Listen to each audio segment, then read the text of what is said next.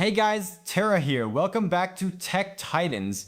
I just can't believe it's actually been almost a whole year since I started using this iPhone 17. It's crazy how fast time goes. And, with Apple expected to announce the new iPhone 18 lineup next month, things are getting pretty interesting. A lot of you have been asking what to do, so in this video, I just want to sit down and cover exactly what makes this iPhone 17 so special, how it's been holding up for me day to day, and hopefully help you decide if it's still worth picking up right now or if you should just hold out for the 18, grab a coffee, and let's just get into it. So just bridging back for a second to when this phone first dropped, what was actually so special about it? Well, honestly, it was the moment Apple finally stopped gatekeeping the good stuff. For years, the base model was just, the regular phone. But with the 17, they brought true pro-level specs right down to the $799 price point, and that's exactly why, if you look at the Q1 2026 reports, this was literally the best-selling smartphone in the entire world. It's just that decent of a deal. Okay, let's talk about the design and the display, because this is where things get really good. Design-wise, yeah, it pretty much uses the same design as its predecessor, the iPhone 16. It's got those softer edges compared to the sharp 12, 13, and 14 series. So in the hand, it feels really similar to last year. They kept the action button and it still has that camera control button, which, it's a nice to have feature rather than a truly neat essential one. The screen size went slightly up to 6.3 inches from the old 6.1 inch base models, but because the bezels are so incredibly thin now, the footprint isn't actually a huge gap. You really only notice the size difference if you put them directly side by side. But the real game changer here is the display tech itself. For the first time ever, Apple put the ProMotion display on a base model. We're talking 1 Hz all the way to 120 Hz. The gap from the older base models is massive. By 2026 standards, a 60 Hz display is just old tech, right? Every phone nowadays has 120 Hz, and having it on the 17 makes it feel buttery smooth and incredibly premium. It's a dream come true for base model users. It also has the exact same display specs as the Pro lineup, meaning it hits a crazy 3000 nits peak brightness. Plus, it uses Ceramic Shield 2, which gives it up to 3 times better scratch resistance, reduced surface reflections, and expanded rear protection that makes the back glass 4 times more shatter resistant. And keep in mind, with all of that, and jumping the base storage up to 256 gigabytes, Apple didn't increase the price, it's still $799. Performance-wise, it's a huge upgrade. The iPhone 17 uses the A19 chip. Now, rumors say next month's iPhone 18 series will use the new A20 chip with a 2nm architecture, which means this A19 is the last 3nm chip Apple will make. But honestly, that's a great thing because Apple has been using 3nm since the 15 Pro. It means it's their most mature 3nm chip. So while it has insane speed, it handles thermals really great.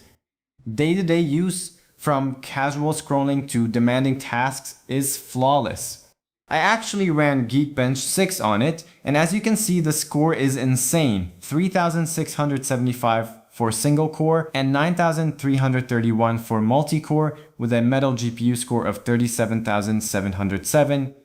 Based on the Geekbench ranks, this A19 chip actually outscores last year's iPhone 16 Pro Max. I'm not hugely into gaming, so I haven't tested a ton of AAA games, but paired with that 120Hz super smooth display, every game from casual to heavy duty just plays flawlessly.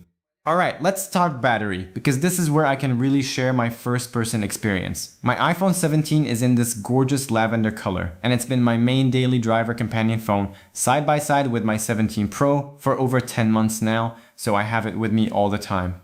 My battery health is currently sitting at 95% with around 250 cycle counts. According to Apple's claim, newer models since the 15 are rated to hit 1000 cycles before dropping to 80% capacity, so it's holding up exactly as it should. The battery capacity itself was bumped to 3,692 milliamp hours, which is a 3.7% increase from the 16. And Apple rated the video watch time at up to 30 hours from 22 hours on 16. In my day-to-day, the battery holds up really great. I can easily get a full day on one charge. I'm mostly on Wi-Fi, using it for casual apps, social media, some office work on Google Docs, browsing, and streaming.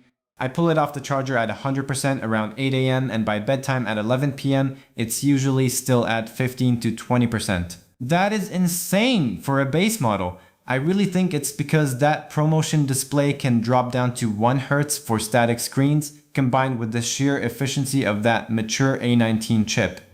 Next up, the cameras. With this new dual 48 megapixel setup, the main lens actually hasn't changed much since the iPhone 15. It's the same 48 megapixel sensor, just with more tweaks thanks to the new ISP. But the real upgrade on the back is the ultra wide, which jumped from 12 megapixel on the predecessor to a full 48 megapixel.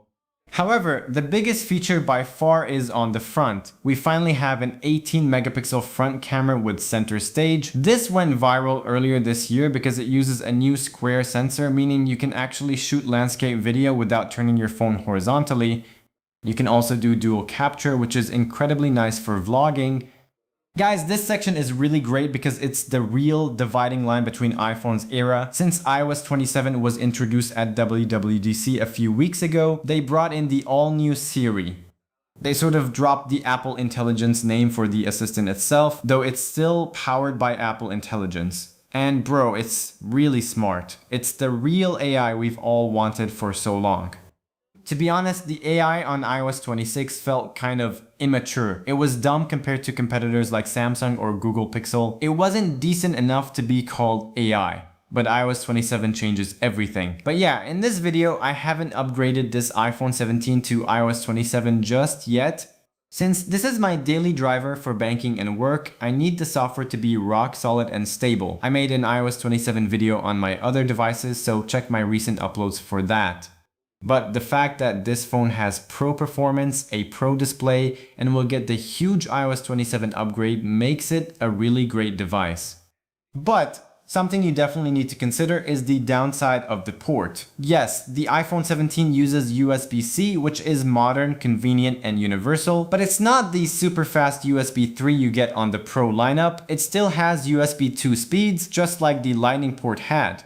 If you don't transfer large files frequently to your PC, I don't think it matters. I usually just use AirDrop for my daily casual transfers, and it's perfectly fine. You also miss out on pro camera features like Apple Log, ProRes, and ProRAW. But honestly, the biggest consideration used to be the display. Now that the 17 has a 120Hz ProMotion screen, that old 60Hz deal breaker is completely gone. So, conclusion and decision time. Is it really worth it to buy a brand new iPhone 17 right now, or should you wait for the iPhone 18 next release? Here's the thing, multiple reliable reports from places like Bloomberg and Ming-Chi Kuo indicate that Apple is splitting the iPhone 18 release strategy. In fall 2026, they are likely only launching the premium models, the iPhone 18 Pro, Pro Max, and maybe a foldable. The standard iPhone 18 and 18e, those are reportedly pushed back to spring 2027. On top of that, because of component shortages and the cost of upgrading to that new 2nm A20 chip and 9GB of RAM, industry analysts expect the baseline iPhone 18 to get a $100 price hike, landing around $849 or $899.